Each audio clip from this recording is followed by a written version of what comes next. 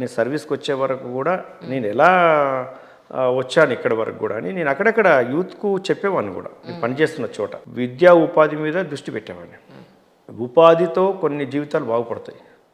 విద్య వరకు ఓకే చదువుతారు, కానీ కాంపిటీషన్ వరల్డ్లో రీచ్ కావాలంటే కష్టం. నోటిఫికేషన్ రాగానే ఒక ప్రీ రిక్రూట్మెంట్ స్టేజ్లోనే వాళ్ళ కోచింగ్ ఇప్పించి మనతో అయినంత వరకు ఇతరుల సహకారం కూడా తీసుకొని ప్రీ రిక్రూట్మెంట్ కోచింగ్ ఇప్పించి ఉద్యోగాలు వచ్చే విధంగా చేయడం జరిగేది. అంటే ఆ టైంలో వాళ్ళకి మోటివేషన్ కావాలి. మనము ఆర్టిఫిషియల్ అంటే మా ప్రకృతి మనకు ప్రకృతి వనరులను ఎట్లా ఉపయోగించుకోవాలనే విషయం కూడా చెప్పేవాడిని. నా ఎగ్జాంపుల్ ఒకటి చెప్పేవాడిని. నాకు అంటే ఇంటర్మీడియట్ చేసేటప్పుడు కాలేజ్ డేస్లో స్పోర్ట్స్ ఉంటాయి కదా, స్పోర్ట్స్ లెవెల్స్ ఉంటాయి. ఏదో ఒక స్పోర్ట్స్ లెవెల్ని ఛాంపియన్షిప్ కొట్టాలని అనుకునేవాడిని. అంటే కోరిక అంతే, ఇమిటేట్ కావడమా లేకపోతే చూసి నేనెందుకు కాకూడదు అనుకోవడమా. ఛాంపియన్షిప్ కావాలనుకున్నాను. ఛాంపియన్షిప్లో హెప్టథ్లాన్, డికథ్లాన్ ఈ 2 ఈవెంట్స్ ఉంటాయి. 7 ఈవెంట్స్ అండ్ 10 ఈవెంట్స్ ఉంటాయి.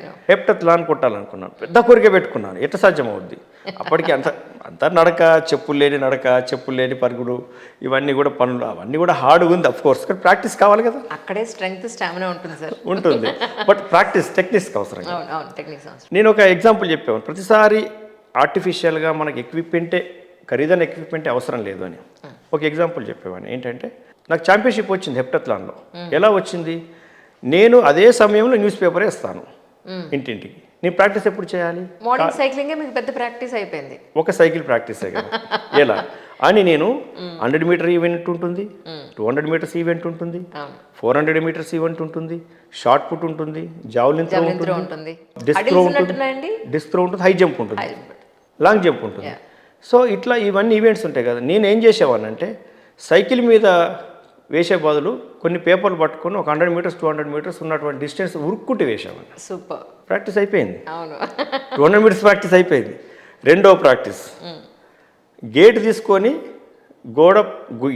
ఇంట్లోకి వెళ్ళే బదులు ఆ గేట్ మీద నుంచో లేకుంటే గోడ మీద నుంచో, ప్రహరీ గోడ మీద నుంచో జంప్ చేసేవాడిని. హై జంప్ కథం అయిపోయింది.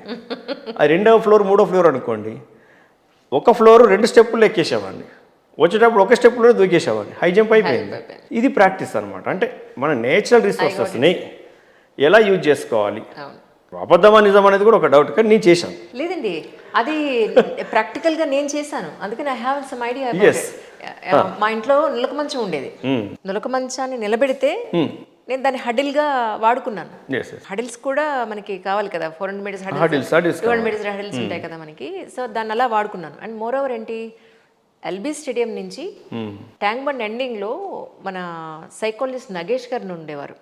ఆయనకి హార్ట్ అటాక్ వచ్చి చనిపోయారు. వాళ్ళ ఫ్యామిలీ మొత్తానికి వాళ్ళ ఇంటికి వెళ్ళి నేను మార్నింగ్ ఎక్సర్సైజ్ నేర్పాలి ఫ్యామిలీ అందరికీ. నేను నాంపల్లి ఎల్బీ స్టేడియం నుంచి అక్కడి వరకు జాగింగ్ చేసుకుంటూ వెళ్తే నాకు క్రాస్ కంట్రీ అయిపోయేది. వారంలో 4 సార్లు వాళ్ళ ఇంటికి వెళ్ళాల్సి వచ్చేది.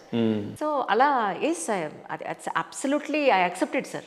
ప్రాక్టికల్ గా అవసరం మనిషికి అన్ని నేర్పిస్తుంది. అంతే. అదే ఎప్పట్లాంటి డెకట్లానగానే మీకు ప్రవేశం ఉన్నట్టు అర్థమైపోయింది, నాకు ఉన్నట్టుగా అర్థమైపోయింది. సో అట్లా నేను చెప్పేవాడిని. మా ఇంటి దగ్గర ఒక గుట్ట ఉండేది, గుట్ట ప్రాంతం. దానిపైన ఒక పల్లపు ఉండేది.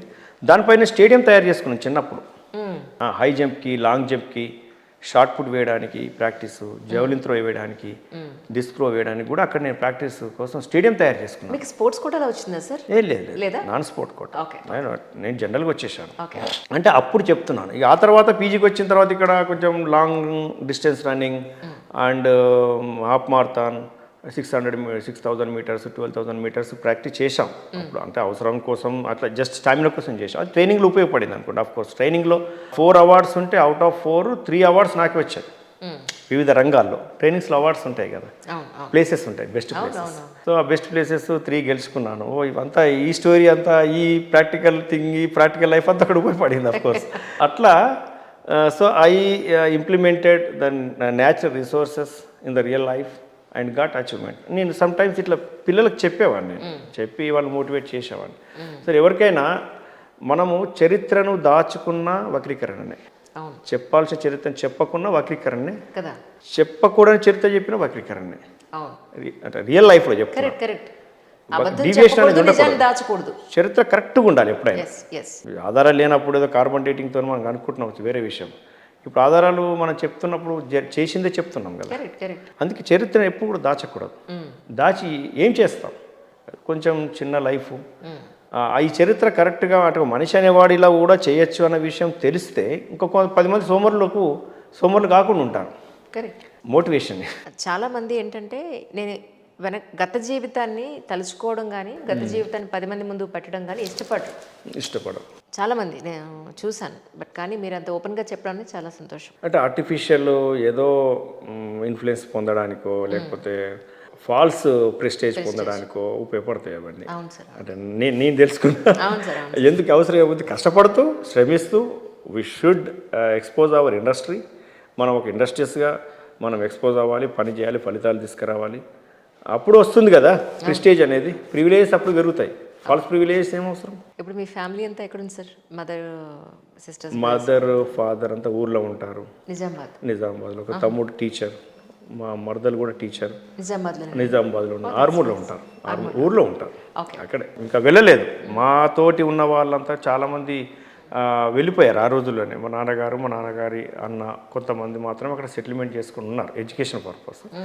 చాలామంది వెళ్ళిపోయారు. అంటే చెప్పాను కదా ఎక్కడెక్కడ వెళ్ళిపోయారు. చిన్నప్పుడు మేము ఎవరితో ఆడుకున్నాము, చెడ్డీ బ్యాచ్ ఆడుకున్నాము. వాళ్ళంతా గుర్తుకొస్తుంటారు. అంతే వీడు ఎక్కడున్నాడు, వాడు ఎక్కడున్నాడు, ఈమె ఎక్కడుంది అని అనుకుంటాం తప్ప ఎవరు దొరకరు. ఏదో వెతకంగా 20 ఇయర్స్కి పరశురామ్ అని ఒకటి పట్టుకున్నాను మెట్పల్లిలో. నాకు క్లోజ్ ఉండేవాడు. అది మెట్పల్లి అక్కడ నుంచి 30 కిలోమీటర్లు ఉంటుంది కానీ కమ్యూనికేషన్ కట్ అయిపోయింది.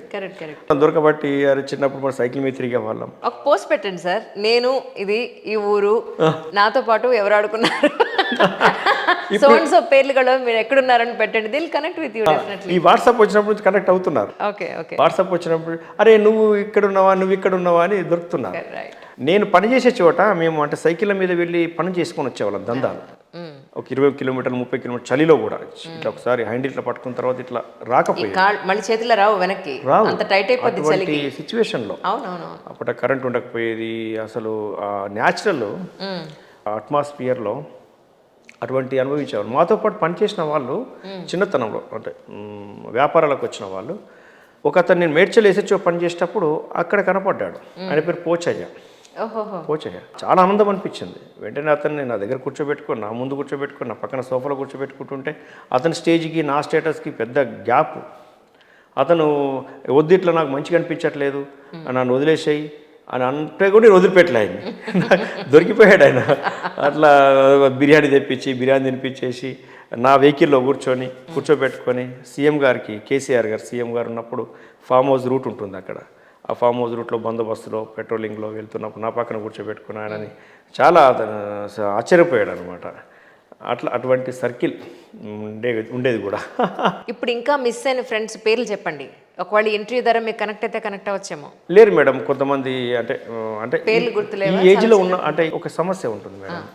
ఆ కల్చర్లో ఉన్న వాళ్ళు ఎక్కువ రోజులు బతకరు.